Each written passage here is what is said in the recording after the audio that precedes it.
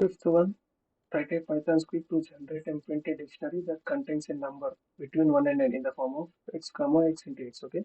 Suppose if you enter any number from the keyboard, suppose if you enter 5, okay, you have to get the output like this. Okay, keys and value pair.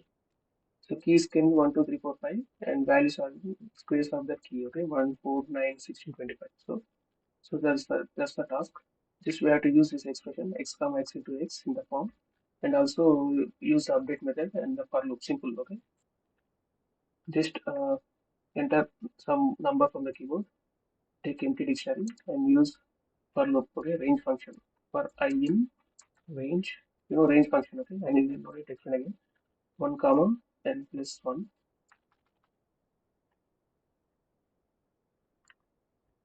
right? And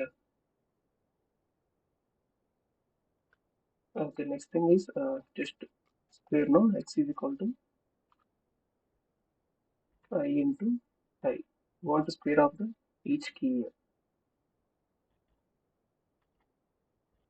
I into I simple, and use update method. Okay, update method. So d dot update method, and I will be the is to value x. Okay, here I is the key, x is the value here.